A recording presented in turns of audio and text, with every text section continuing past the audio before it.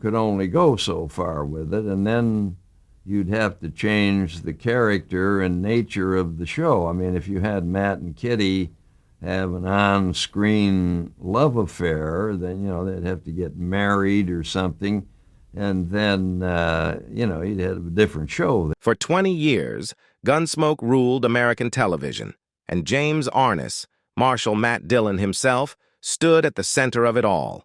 Calm, professional, and famously loyal to his cast and crew, Arness earned a reputation as one of the easiest stars in Hollywood to work with.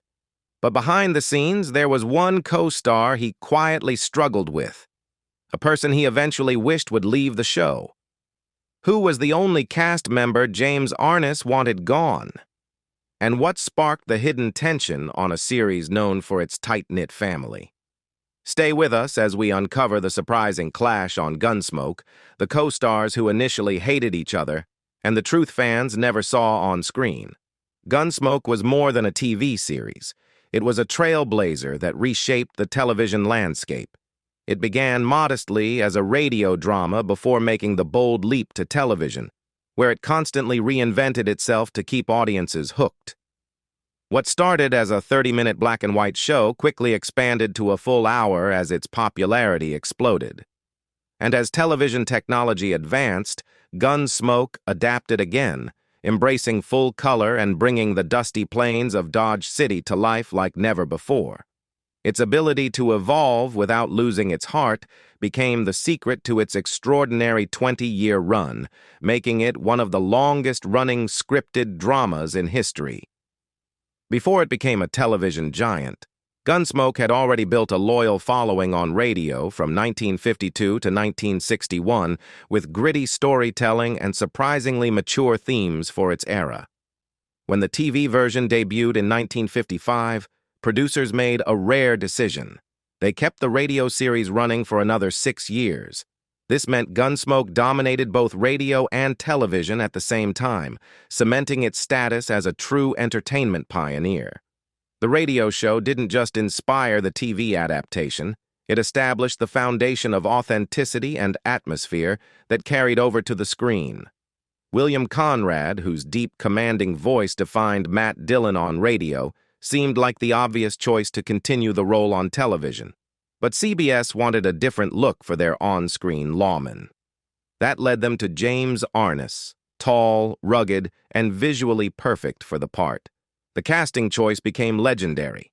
Arness's portrayal of Matt Dillon turned him into one of the most recognizable TV heroes of all time, while Conrad continued to thrive in film and television, proving his talent extended far beyond radio. By 1967, however, even this powerhouse series faced danger. CBS nearly canceled Gunsmoke to clear space for new programming. When fans learned of the decision, backlash was immediate and overwhelming. Thousands wrote letters demanding the show stay on the air. Even CBS executives who loved the series fought for it internally. In a dramatic reversal, the network canceled Gilligan's Island instead and moved Gunsmoke to Monday nights, a shift that allowed the show not only to survive, but to thrive once again. With an astonishing 635 episodes across 20 seasons, Gunsmoke held the record for the most episodes of any prime-time scripted series for decades. That milestone remained untouched until 2018, when The Simpsons, a cultural juggernaut of modern satire, finally surpassed it. Today, The Simpsons has exceeded 700 episodes, but Gunsmoke's legacy remains unmatched. Where The Simpsons reflects contemporary humor, Gunsmoke captured the gritty soul of the Old West, delivering stories of justice, danger, and moral struggle. Its longevity in an era with far fewer viewing options speaks volumes about its impact, securing its place as one of television's true trailblazers. When it came time to cast Dodge City's steadfast marshal, John Wayne was the first name producers hoped for. But Wayne declined, unwilling to commit to the demanding pace of weekly television. Still, he believed in the project enough to film a special introduction for the pilot, a powerful endorsement that helped the series launch with instant credibility.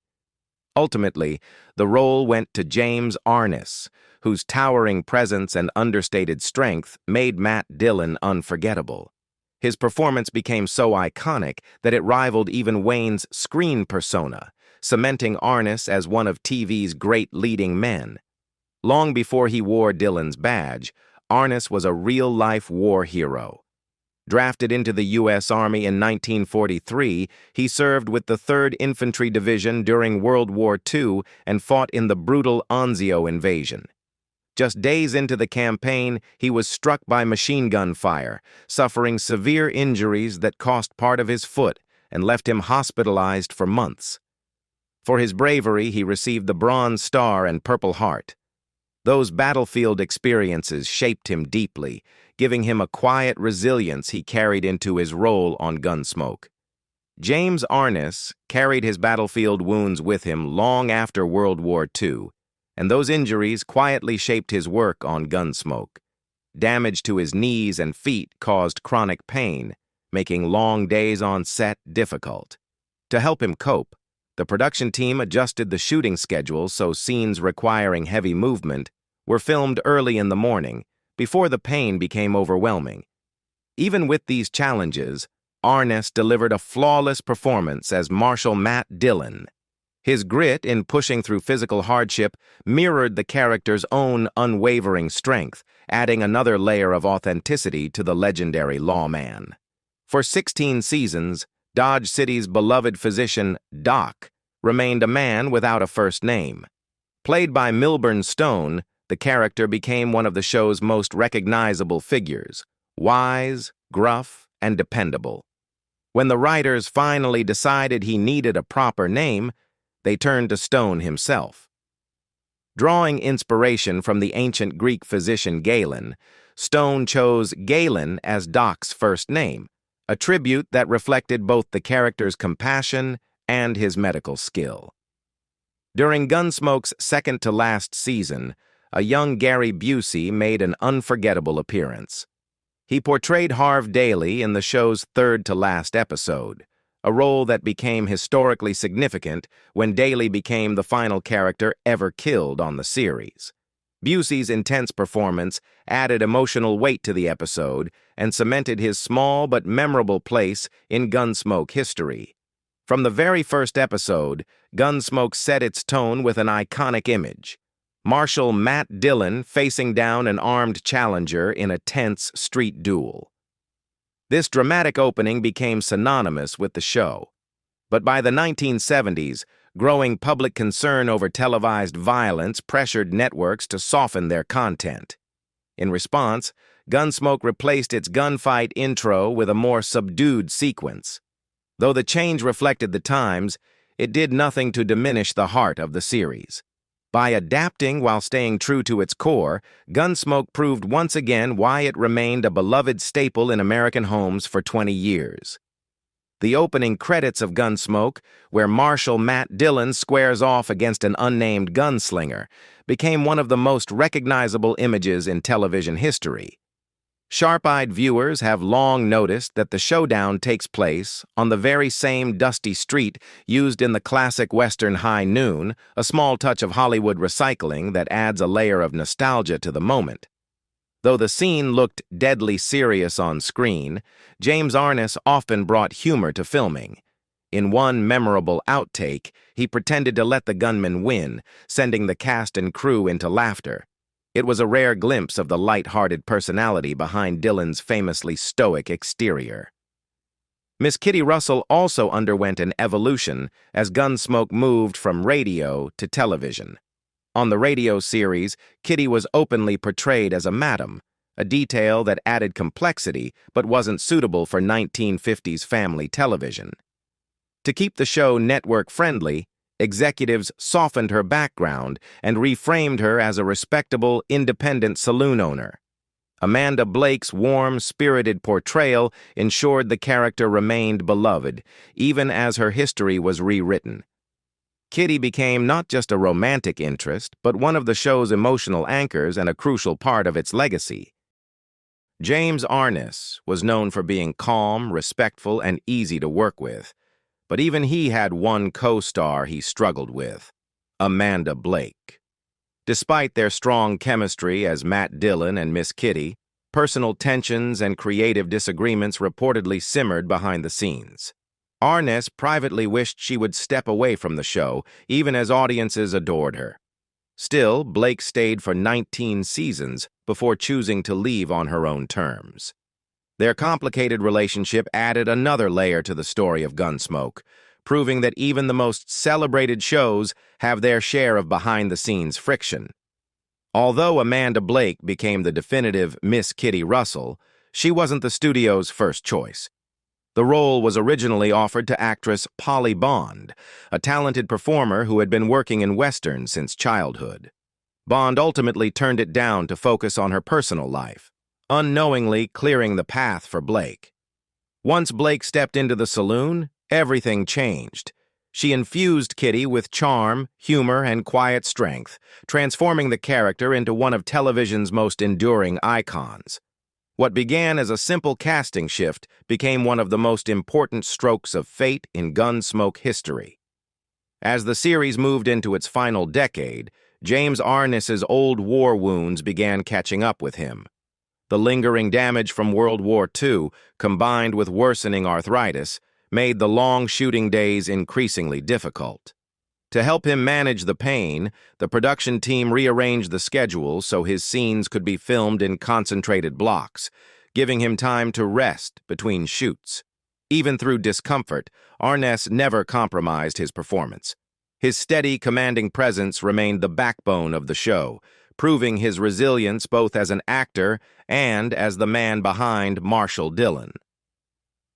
When Gunsmoke finally came to an end in 1975, it slipped away more quietly than anyone expected.